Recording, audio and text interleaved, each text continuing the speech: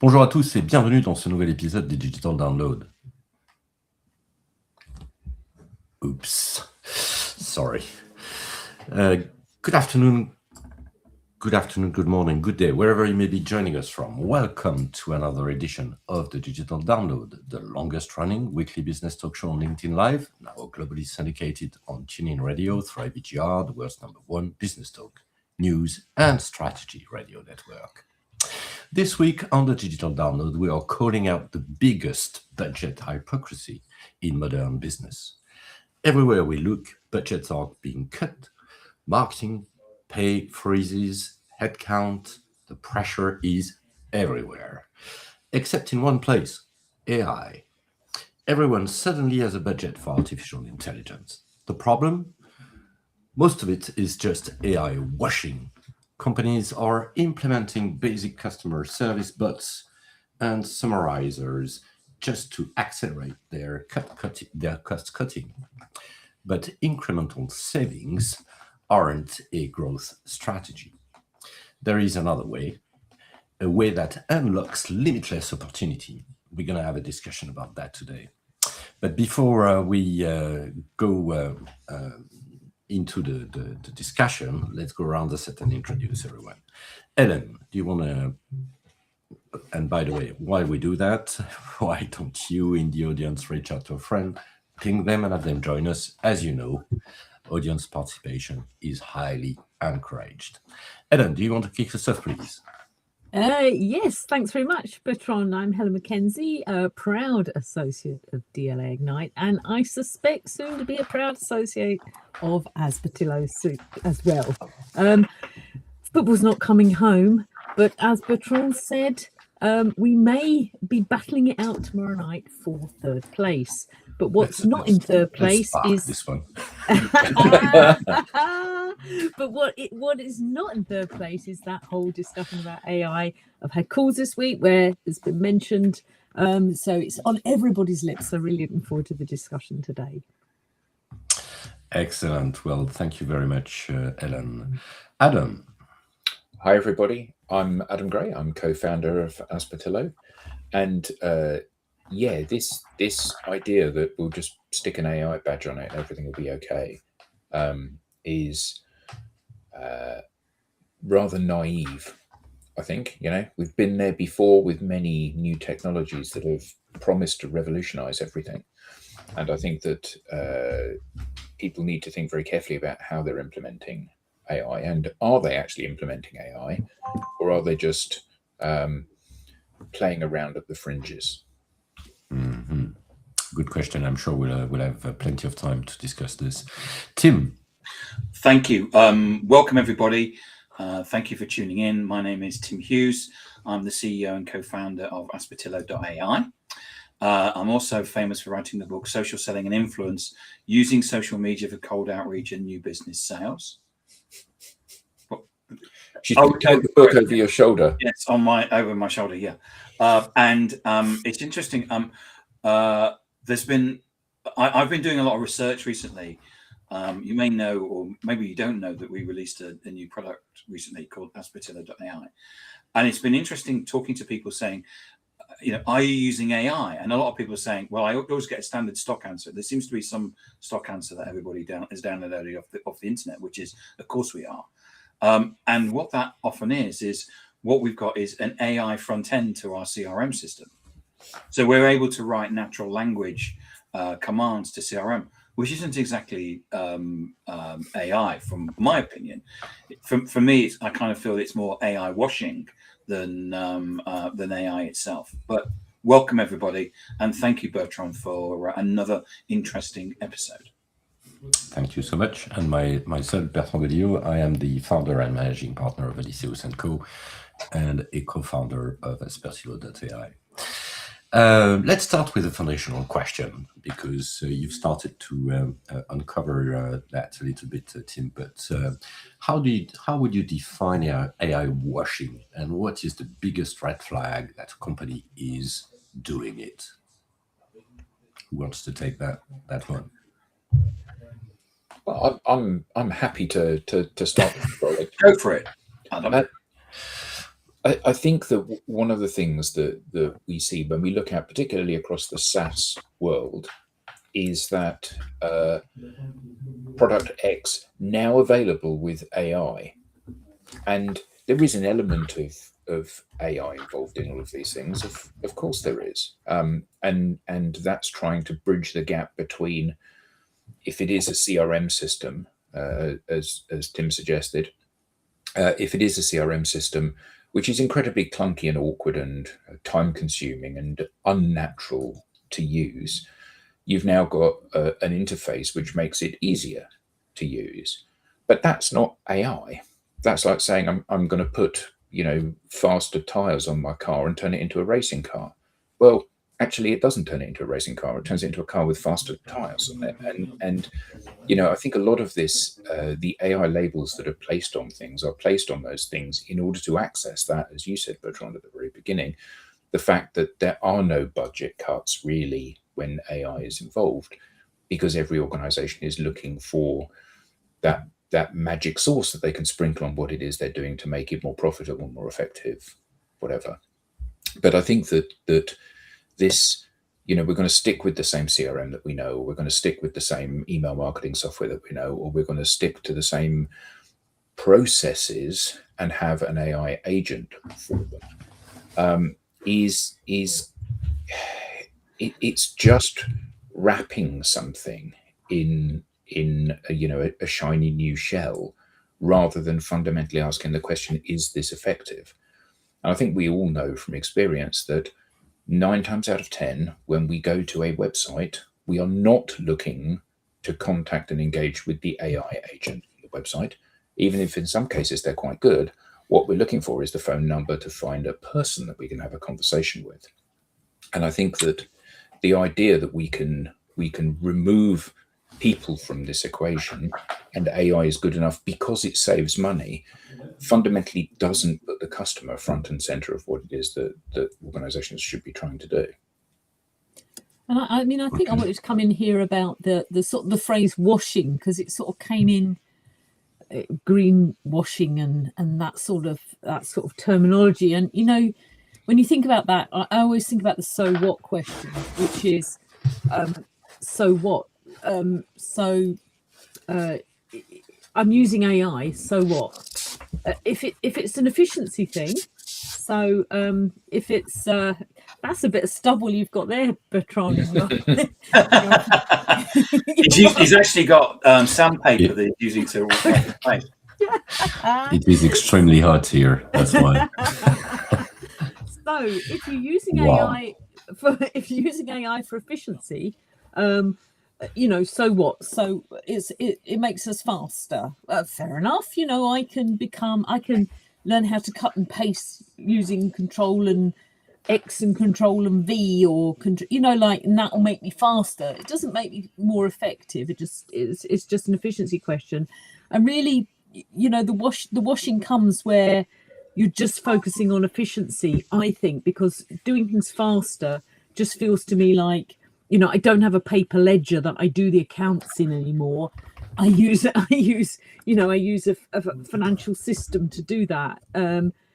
So for me, I think that's one of the big questions around that. And what's interesting is it is something that people are being asked, so they are having to respond. So I was speaking to somebody this week where they were telling me that one of their potential customers was asking them how they were using AI. So the product has AI in it, it's a tech product, but also as an organization, how are you doing that? And I think that was interesting in the sense that people are trying to get a feel for what using AI actually means, that sort of litmus test. If I'm just using it like a macro on a spreadsheet, or I'm just using it like some smart shortcuts on my keyboard, then that's not really using AI, is it? But I think the washing thing is interesting in that when you get to the end of it, so what? Does it make a difference? And if it doesn't, other than making us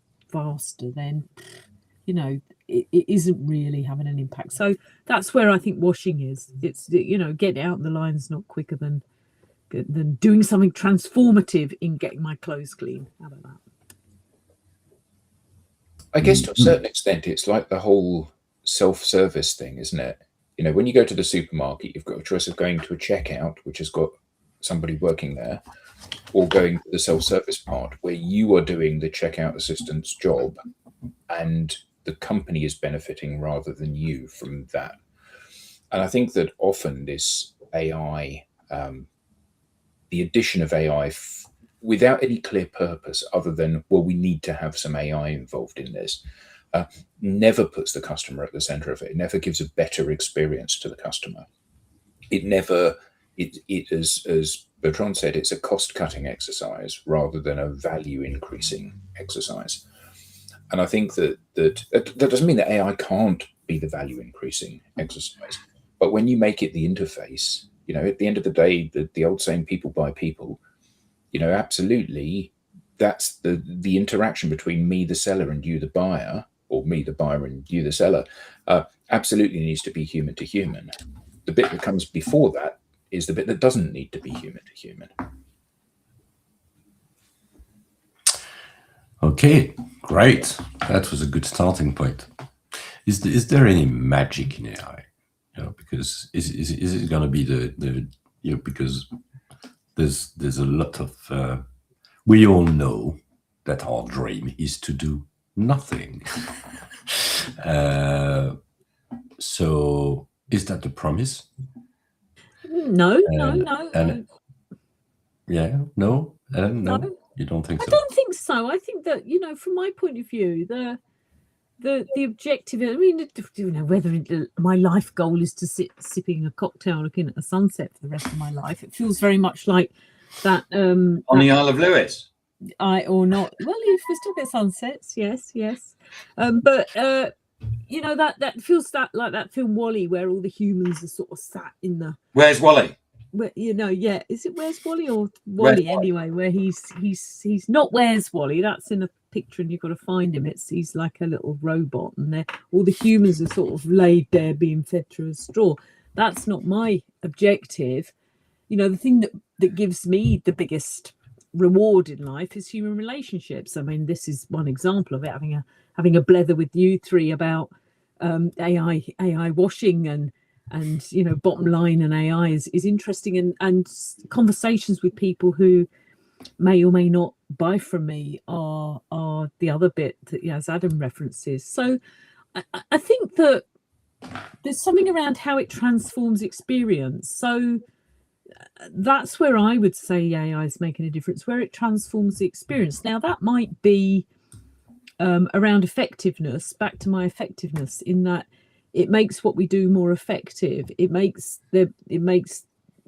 changes how we make a difference, or how my product makes a difference, or how my service makes a difference. I think that's where I would pitch it. And that, you know, when I think about a procurement technology solution, so spend analytics, let's pick that. So huge amounts of data where it's analysed to produce insight. Now, the way AI helps with that is to make the process of going through all that data, understanding what's in it, and helping to taxonomize it and to make it into data that humans can interpret is part of what it does. So in a sense, AI makes it faster, but the speed is what makes the difference. You know, having to wait 4 months for people to go through loads of invoices means the impact of what you can do, the so what bit, is less because you're out of date.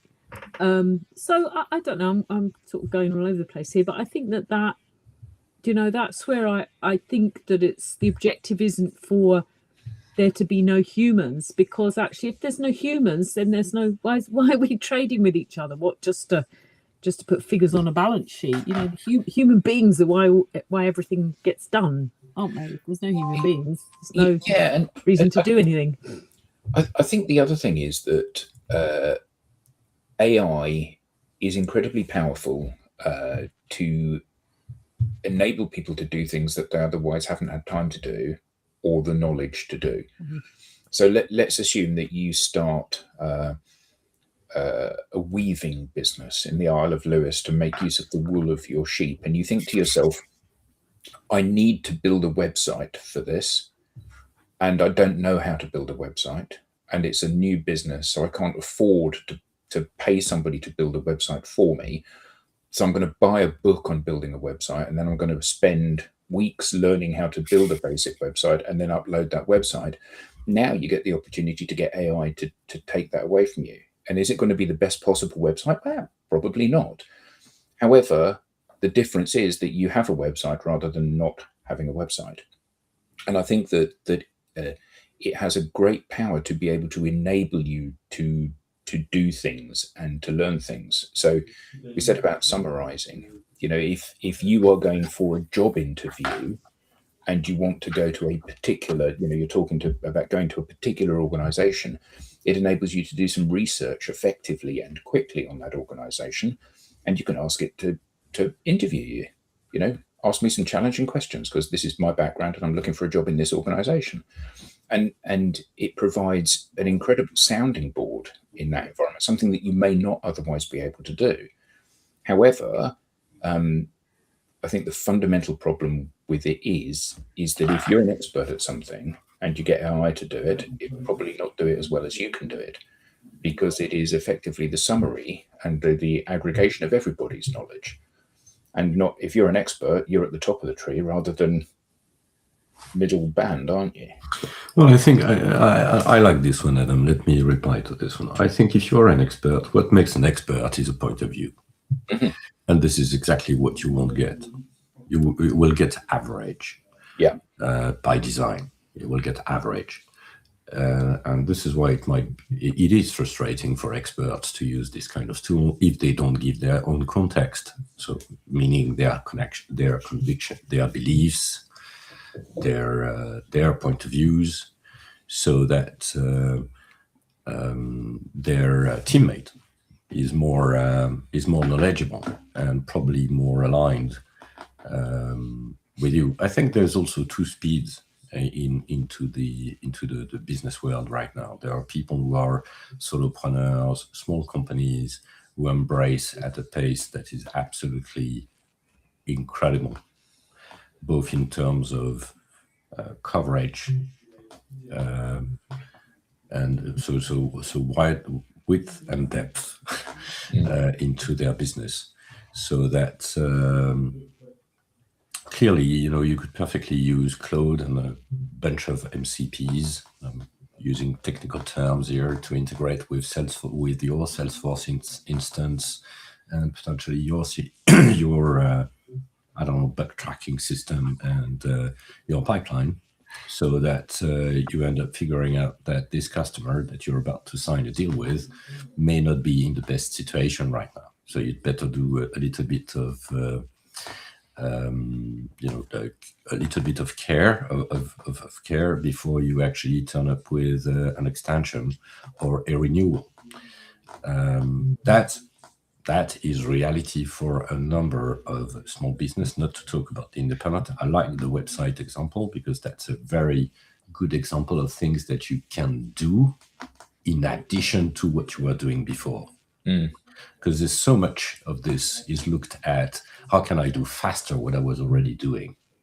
And we know that this can be an issue in some areas because you're just reproducing approaches that are completely off track. I mean, from the previous century, and therefore you're going nowhere. But if you start thinking about the stuff that you could do in addition, so that it would generate potential additional revenue, that is a very different situation.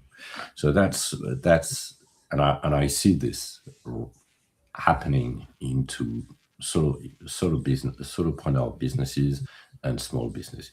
For large businesses, there is a slightly different landscape, and this is where context will be very difficult to overcome as a challenge to enabling AI, because basically, you could be the best AI player in your space if you don't have the context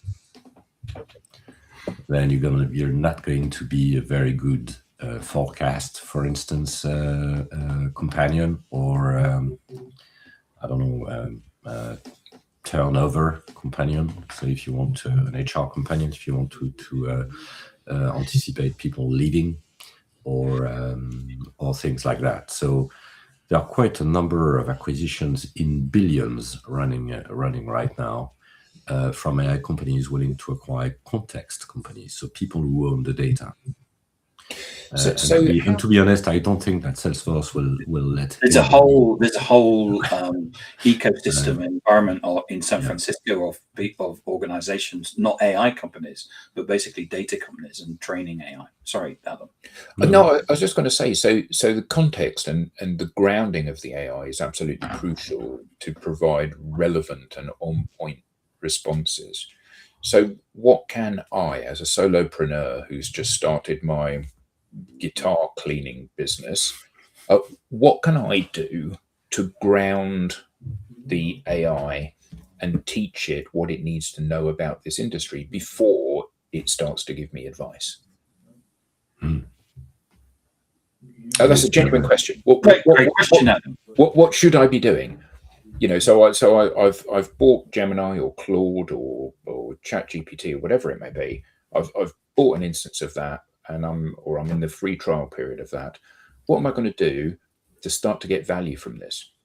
Because I think that all of us, when we went into AI to begin with, we sort of said, write me a blog about this, and it writes something which is irrelevant, or give me some insights about this, and some of the insights are wrong.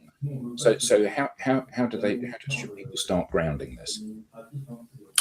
Pretty simple answer from my perspective. It's an HR onboarding process. So when you hire someone new into your organization, you start by explaining what is it that you are selling, what is your added value, what are your value propositions, therefore who these value propositions are supposed to resonate with. So that gives you a number of ideal customer profiles. You probably have a few punchlines or a few phrases that you like to use to differentiate from your competition, a few beliefs, point of views. And this is something that you need to onboard anyone joining your organization. And I think it goes exactly the same way for any AI teammate.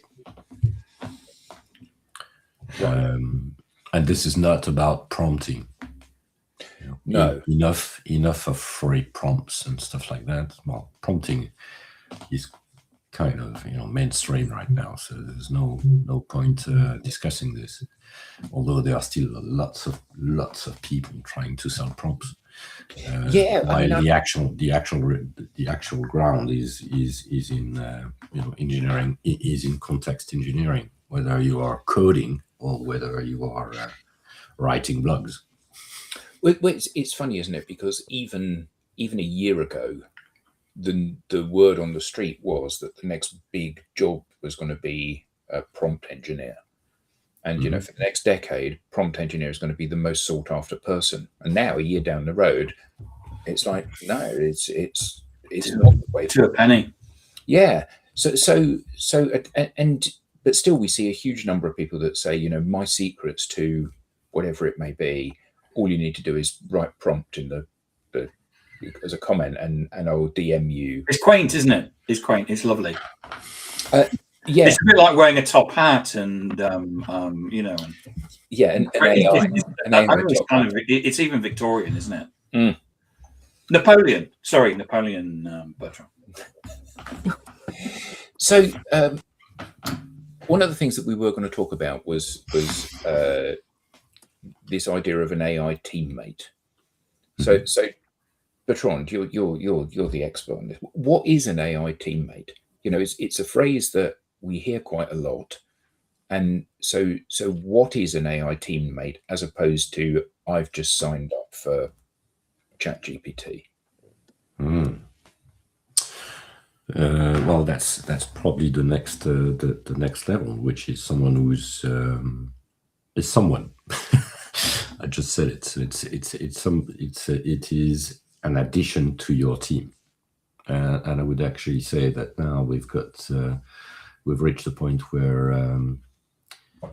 you would actually add a team manager of teammates, because this is where we are right now. Whether you use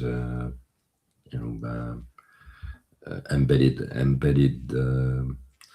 solutions at Anthropic or any other vendor, or if you make up your mind and decide to use, I don't know, OpenClaw, Hermes Agent, or whatever as the core technology. So we're no longer onboarding one additional headcount, you could say, but literally you could onboard a team of headcounts with an account manager and specialized. So you think about skills, competencies. It's basically competencies, digital competencies, knowledge, and I would say the main difference is that now you are in a position to take actions instead of just chatting and getting things done, but collaboratively very much. We're now getting into delegation and control, so that you could have, your head of dev being an agent, using 5, 6, 7 different agents. Could be technology-based, process-based, things that, a group of people that would act on your behalf, basically, and achieve things. Which is quite quite crazy when you think about it. So an AI teammate is a team, and you need to go through the same onboarding process with them that you would with a person. You've hired somebody that's clever, that's got some basic knowledge about things, and you have to train them about what your products and services are, and who your customers are, and what your value proposition is, and all of that. And I would say, the same rule applies, by the way. Always hire someone who's better than yourself, and that also works there. So it also means, setting objectives, and rather setting smart objectives, which means also that you're going to have reviews. And I think the whole idea of, if you want to, where we are right now is really designing processes and designing supply chains, basically, almost Kanban supply chains, where control is also important. It's not only doing things, but it's checking the level of quality, and to some degree, being in a position to reject some results, ask for rework. Things like that. So it's really that type of mindset that when we really talk about adding value through this new technology, we need to think about how we adopt this technology and not just apply this technology to the way we were working before. That's where we make a slight difference, right? We're not. There's not about AI washing, so it's not about putting a layer on AI on top of this. It's really rethinking how we can work more effectively, but also do things that we were not doing before, leveraging this new tool. That's the way I see it, at least. And I'm sure that Tim has a point of view on that. And I was going to say, I'm going to name drop, sorry, but I was interviewing Charlene Lee, the AI expert, this week on my podcast, and she said something really interesting, which I thought I would share, which was that, and I know other people have said it, but I think it's useful for the discussion, which is that because we've seen people either cutting jobs or cutting budgets, and then kind of expecting AI to step in. And she's certainly of the opinion, which is, if you've got 10 people, what people seem to be doing is getting rid of 9 people, keeping 1 and having AI.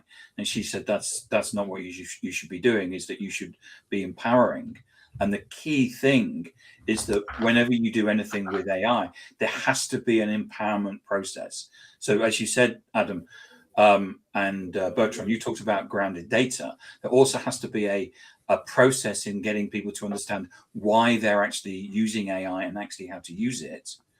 And her advice was to basically to take your 10 people and empower them all with AI.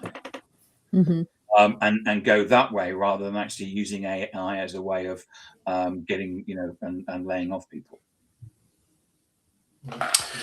All right, we do have a question from the audience.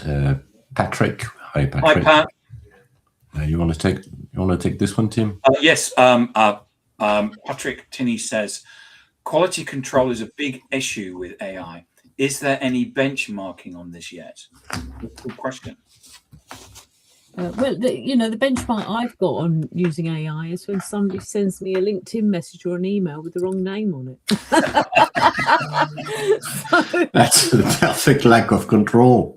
There's no QA there. I mean, it's interesting because I'm on the board of a housing association, so an organisation that provides rented housing, and we are very keen to use AI within the organisation because we want to release the time of the people in the organisation to do the things that only people can do, which is to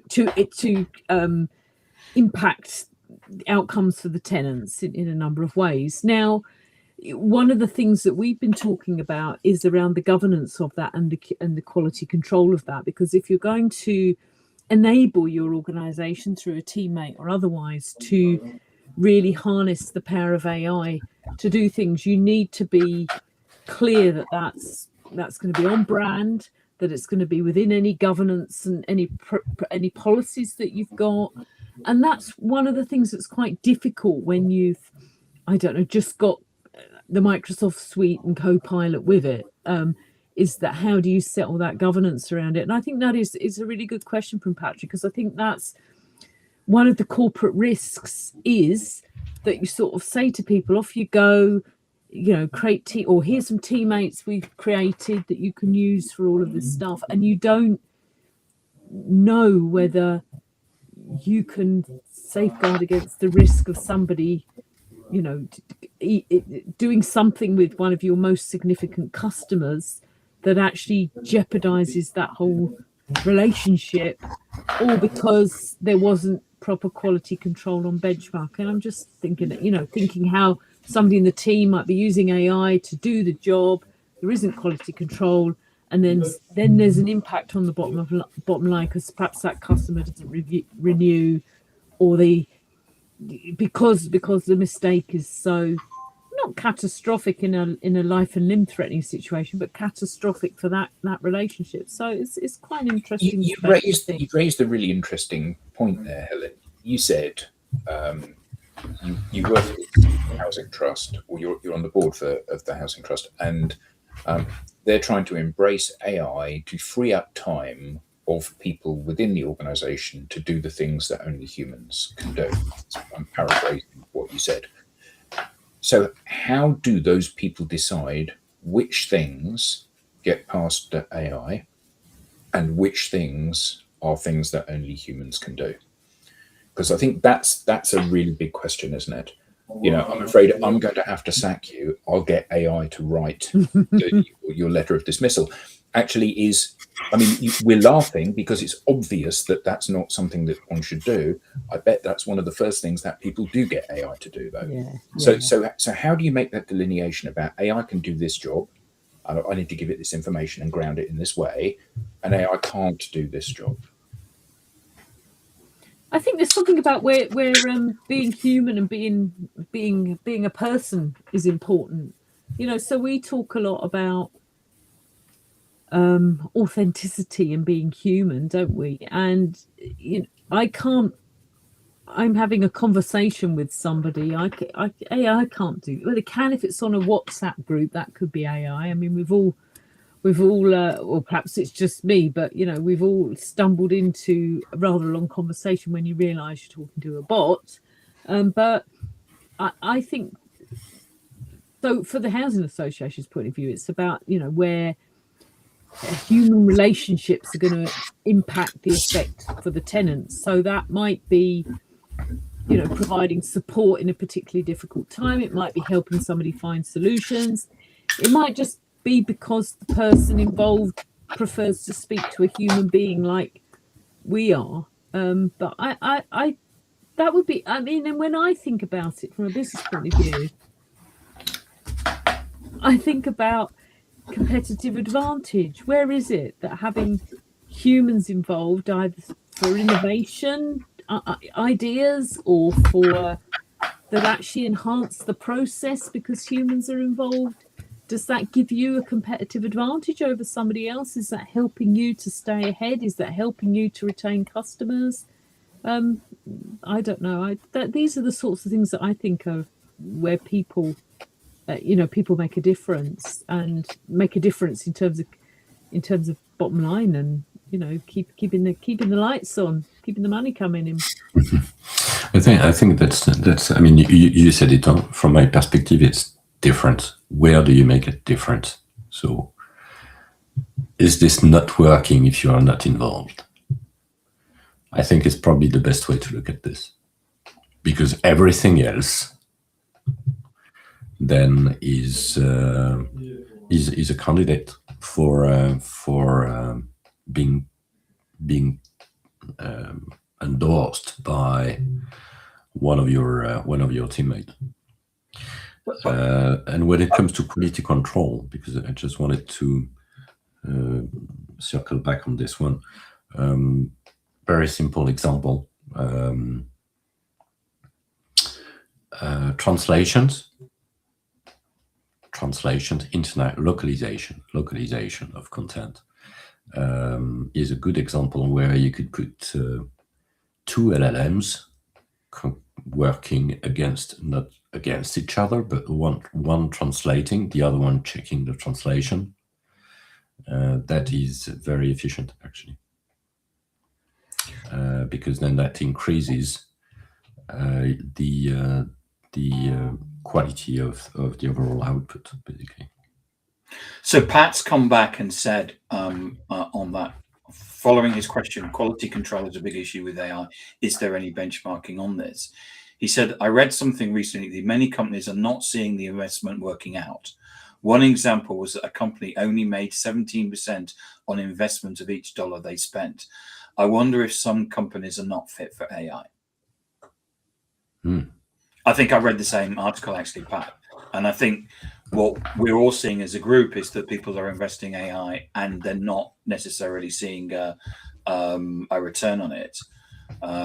There's a lot of hype about it, and people are not getting the return. And I think what's happening is that senior people in organizations, when they see figures like that, when if you're paying out money out of your own pocket to empower people with AI and you're not seeing return.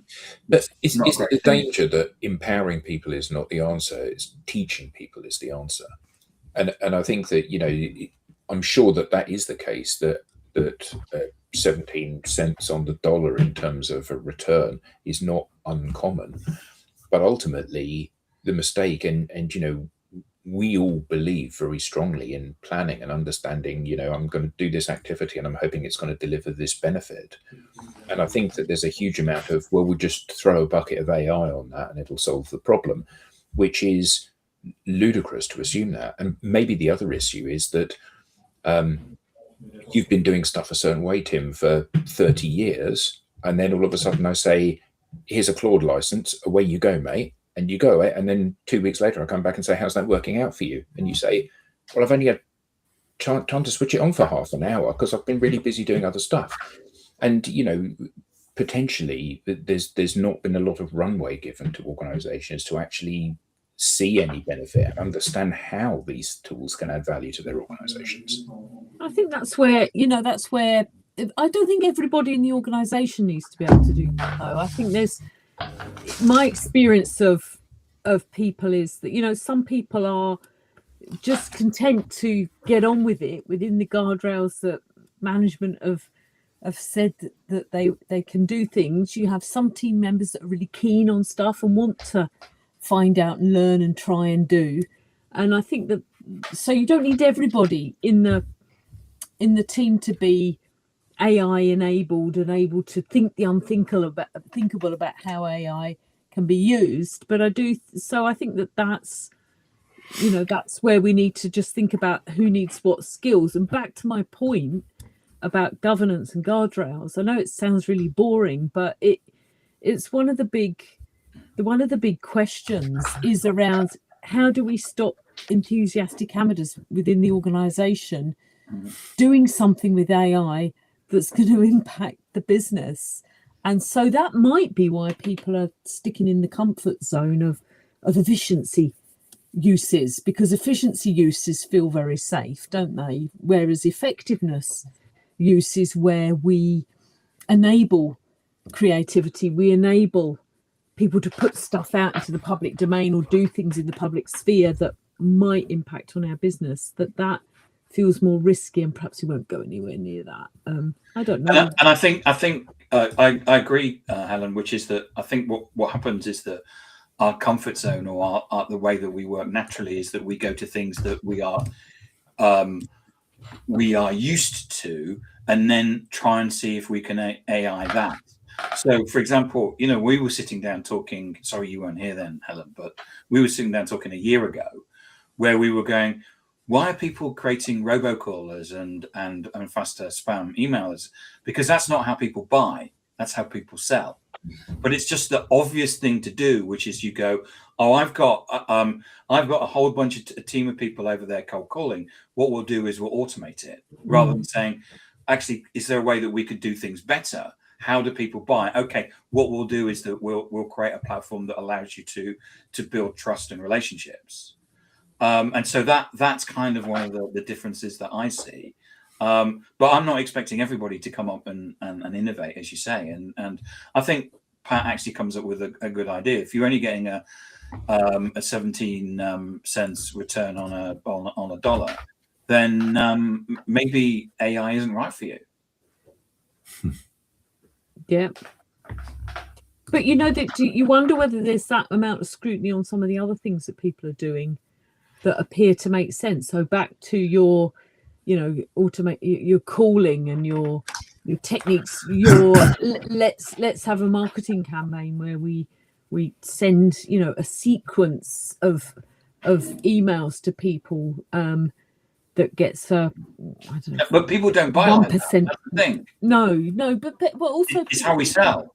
People in the business don't evaluate those things in the same way. So you're talking about 17 cents on the dollar for AI, but if your mass marketing is only generating one sale or 1% in terms of ultimate sales that convert, I know there's a lot of things that go on in the middle of that, then there doesn't seem to be as much skepticism on some of these generally accepted ways of doing things within the business. So it feels like AI has been judged a little bit, and not that we shouldn't, but the bar is higher for AI than it is for some of the traditional techniques, because again, they feel safer, that we know they're on message, that there's a process to do them.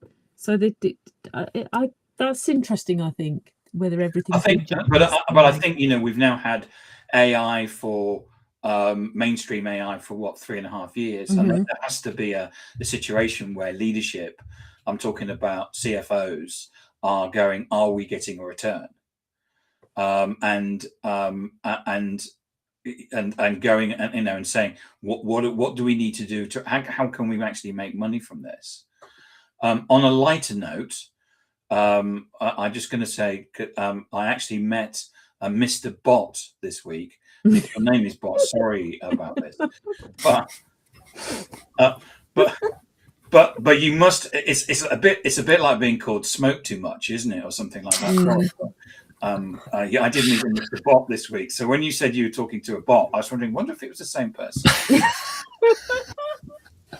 No, sorry about that. Just I just thought I'd add some humour to the. Yeah, it's Friday. It's Friday. That's okay. I think one of the other things is that that as AI stands, it is a limitless toolkit and series of building blocks.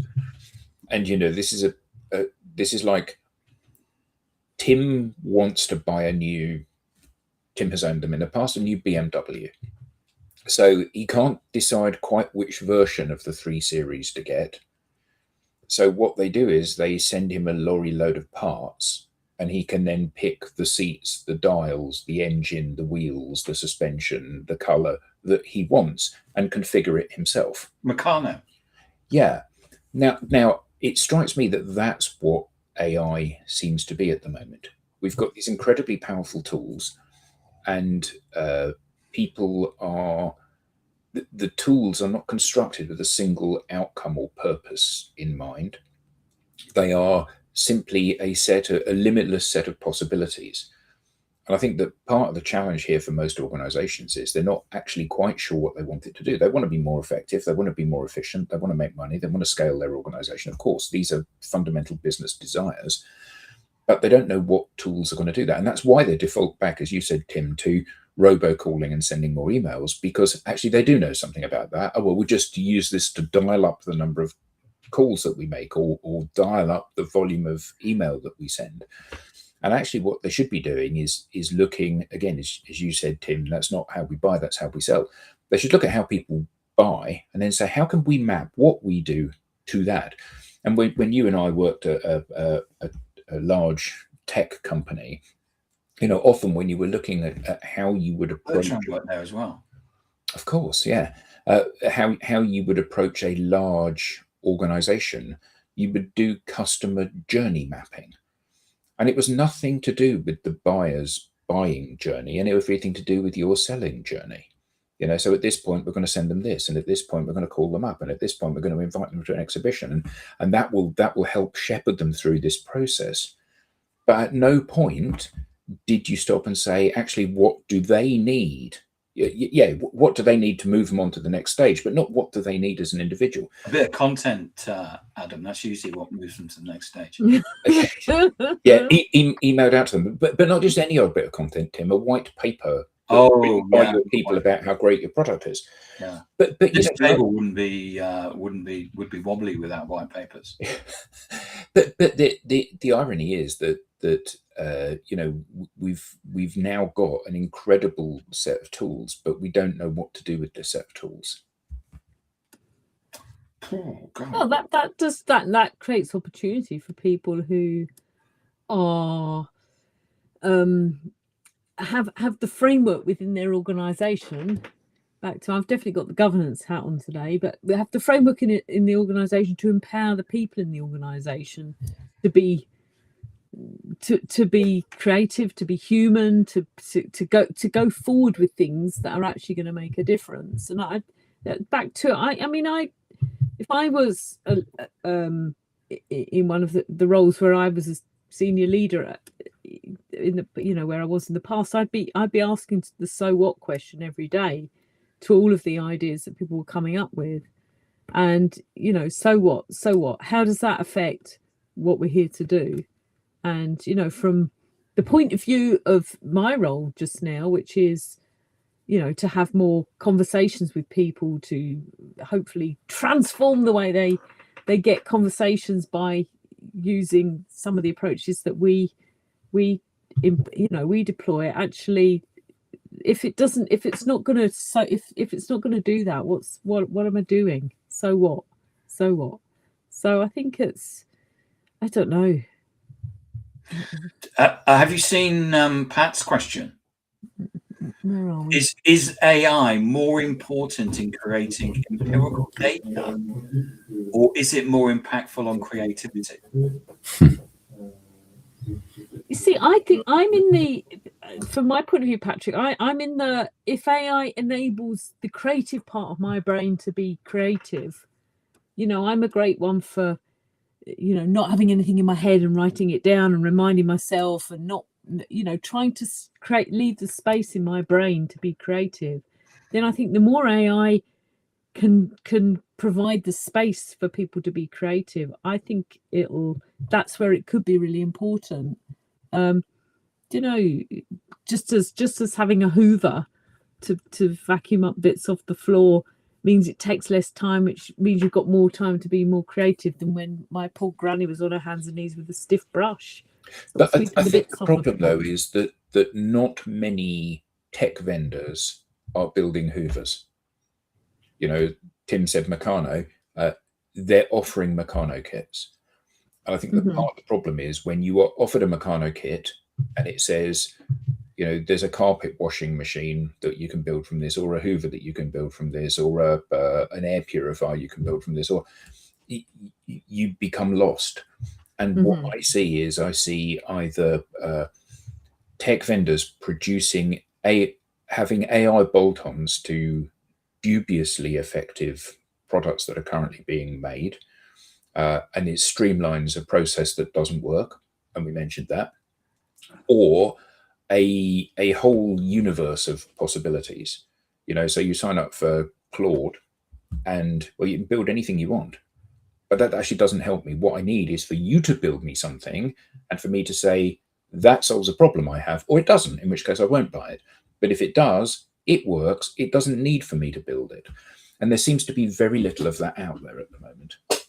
Do you think it's a bit like, it feels to me like, you know, when the solar system formed and all the gases were starting to coalesce, that actually you've got all of those building blocks in AI, but as the market starts to work out, you know, what the best use case of it all is, then it will start to solidify into things. And as you say, I mean, I had a license to do stuff on WordPress once, but I never built a website with it, because why would I? Somebody else I knew could do it a lot better and quicker than me. I just got them to do it. So it could be that we're just in that place where everything's flowing around, and actually as it coalesces, no, as it coalesces, sorry viewers, that was Tim in the private chat being cheeky, but as it starts to coalesce, then actually the use case isn't that we all just have access to the blank sheet.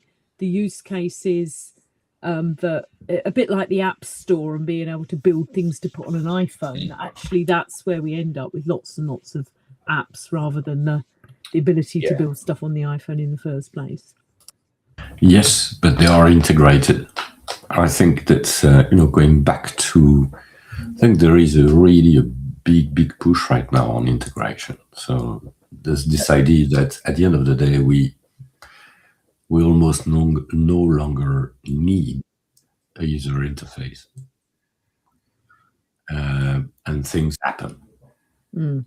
And Johnny, I released his speaker this week, didn't he? All right. Yeah. The guy that was Apple, who designed the iPhone, who's gone to OpenAI. It was in the same week that OpenAI, that Apple are suing OpenAI because they've taken 400 of their phone engineers. There's no correlation between the two, honest. But Johnny, basically, his first thing that he's produced, which is AI, is a speaker. Nothing like Alexa, of course, or the HomePod. Yeah. Whatever the Google thing is. Yeah. Other things to moan at because they've got your accent wrong are available. All right. Well, that was a good Friday, actually. Good talk, good chat. And thanks, Pat. We're not going to, by the way, your next question is a whole episode in itself. So we're not going to go there. Sorry. But we keep it for next time. All right. Excellent. Well, thank you, team. Thank you, everyone. Thank you. If you want to have more on this episode, and sorry, Tim and Ellen, you've got to move slightly around this. If you want to know more about this episode and the upcoming ones, you can flash the QR code on screen or visit us at digitaldownload.live/newsletter. Thank you to our audience. Thank you, Patrick. Thanks, everyone, and see you next time. Thank you. Bye-bye.